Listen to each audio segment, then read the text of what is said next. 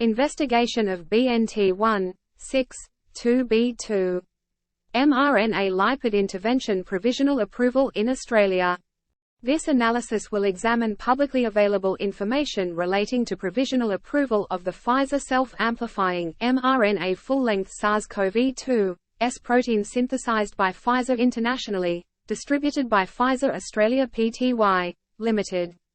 The molecule bears mutations preserving neutralization-sensitive sites. On January 25, the Australian Therapeutic Goods Administration approved provisional registration of Pfizer BNT162b2 mRNA for use in humans. BNT162b2 will subsequently be referred to as B2. The Pfizer website reads, "We're in relentless pursuit of medicines and vaccines that will benefit patients around the world. We're committed to treating 225 million people with breakthrough treatments by 2025. Our ambitions are big and our product pipeline has never been stronger." Thank you, esteemed colleague Dr. Zoidberg. The World Health Organization (WHO) definition for a clinical trial is any research study that prospectively assigns human participants or groups of humans to one or more health-related interventions to evaluate the effects on health outcomes. Thank you, esteemed colleague Dr. Nick Riviera. The TGA approval process Stage 2, application. To register a COVID-19 vaccine in Australia, a sponsor is required to submit a comprehensive dossier that includes specific information on clinical studies, non-clinical and toxicology studies, chemistry, manufacturing, risk management and other information. Provisional approval timeline. Non-clinical evaluation report was completed 8 January 2021, revised 15 January 2021. Provisional registration was approved on 25 January 2021. Non-clinical evaluation report publication was not made public and was released in 2023 under the Freedom of Information Act. The non-clinical evaluation report publication is redacted in various sections, particularly BNT162c3 data, a trimerized complex at B2.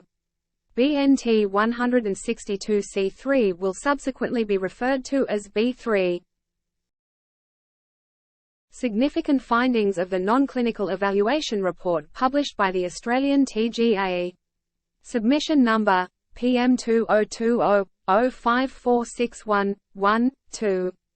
B2 is not proposed for pediatric use and no specific studies in juvenile animals were submitted. No dedicated immunotoxicity study was conducted. Pregnancy category B1 is considered acceptable.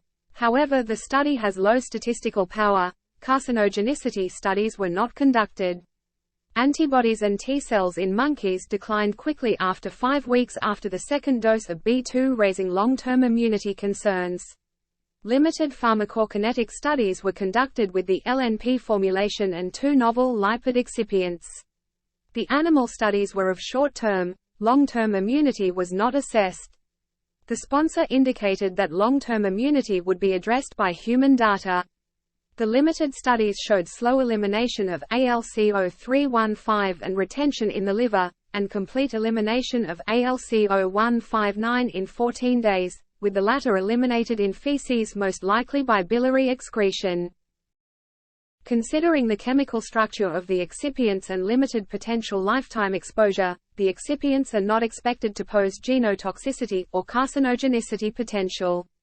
Noted previously, T-cells in monkeys declined quickly after 5 weeks after the second dose of B2.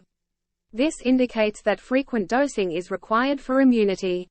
Short-term protection studies, lack of pharmacokinetic data for the S-antigen encoding mRNA B2, suboptimal dosing interval in the repeat dose study, lack of repeat dose toxicity studies in a second species and genotoxicity studies with the novel excipients, and lack of studies investigating potential for autoimmune diseases were noted in the report. The report states that these deficiencies are either adequately justified by the sponsor or addressable by clinical data. Data supporting this conclusion is inadequately referenced in the report. The report states that, there are no non-clinical objections to the provisional registration of the vaccine. However, provisional registration requires clinical data for approval. Inclusion of in vitro studies in the TGA report. Inclusion of in vitro studies are relevant when determining safety and efficacy with respect to risk to animal models. Conclusions from in vitro studies are not sufficient evidence to approve a vaccine for use in humans. Various in vitro studies included in the report are invalid evidence with regard to establishing safety and efficacy of B2 in humans. TGA requirements for provisional registration. The following text is taken from the Australian TGA's website. It has been provided for your reference. The guidelines that are relevant to this discussion is as follows. To establish safety and efficacy, the preliminary clinical evidence provided in support of the provisional registration application needs to be sufficient to allow the benefits of the product to be assessed against the risks identified by the evidence. Now we will evaluate the non-clinical report evidence. For the purposes of discussion, we will approach the evidence with the understanding that non-clinical evidence are preliminary investigations. This does not have the same relevance as clinical evidence with respect to establishing safety and efficacy. Here is the information provided on the Australian TGA's non-clinical report. This is for your reference. The non-clinical report is available at tga.gov.au. Non-clinical evaluation report provisional registration evidence study 20GR142. Figure 5.1.1 of the non-clinical report indicates increased risk profile associated with B2. B3 is described as a trimerized variant of B2. Intolerances observed during the study were not discussed in the report. Measurements of tolerances are non-specific for this study. Findings of no treatment-related effects are contradicted for body weight gain and food consumption. Major findings and clinical observations. One animal was humanely killed after 30 hours post-dose with necropsy showing prominent lobular architecture in the liver. No histology pictures were provided. This animal was noted with decreased activity, brown staining on muzzle and irregular respiration at 24 hours post-dose, followed by additional observations of piloerection, hunched body and hypersensitivity to noise stimulus at 30 hours post-dose. 2 additional animals were hunched and piloerect at 30 hours post-dose. All animals in this group lost body weight by an average of 7% with food hoppers untouched. No significant adverse clinical observations were made in male animals. One male showed decreased activity and irregular respiration at 30 hours post-dose. This male was additionally hunched and piloerect at 48 hours post-dose. Mortality was reported as none, and clinical signs regarded as non-treatment related. This is contrary to animal model observations.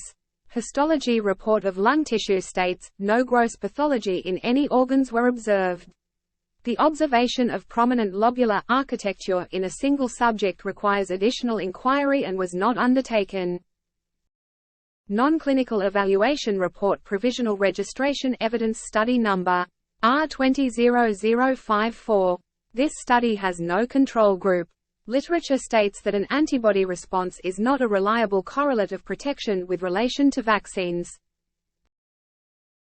Lipid nanoparticles encapsulating mRNA encoding luciferase study 1.85350. Total lipid concentration at injection site peaks at 393.8 micrograms per gram, from a single intramuscular dose of 50 micrograms. Systemic distribution of mRNA lipid molecules raise toxicological concerns. No safety pharmacology studies were conducted. Non-clinical evaluation report provisional registration evidence study number 202564344 RN93911R58 N equals 44 observable increase of mean implantation loss in B2 treatment group described as, within the historical control data range. The increase lies within the upper range of control data. Change in mean implantation loss of B2 group is greater than the B3 group. Female rats administered via intramuscular injection 4 times, 21 and 14 days prior mating and gestation days 9 and 20, with 30 micrograms per dose. B2 showed transient decreases in maternal weight gain after each injection and injection site inflammation. Redaction of B3 data. The concentration of B3 in subjects treated with B2 is not investigated. Trimerization of B2 creates a B3 membrane anchor complex. Formation of a membrane anchor potentiates cell infiltration, thereby potentiating the toxicological effects of B3. The data for B3 being redacted scientifically invalidates the non-clinical report.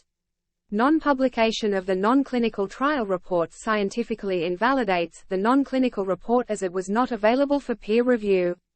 Trimerization of B2 may occur spontaneously at high molecular concentrations. Australian TGA's failure to follow due process. Clinical studies were not conducted by the sponsor Pfizer for B2 mRNA before approval on 25 January 2021. A non-clinical report was published by the TGA on 15 January 2021. The report contains frequent references to clinical trials, however the trials outlined in the report are non-clinical trials, i.e. they were conducted in animals. Studies referenced in the report are low in statistical power and are non-clinical, i.e. no humans were involved. Report also makes the claim that B2 is not self-replicating without sufficient evidence. All phases of clinical trials were skipped and assumed to occur in the general population after provisional approval.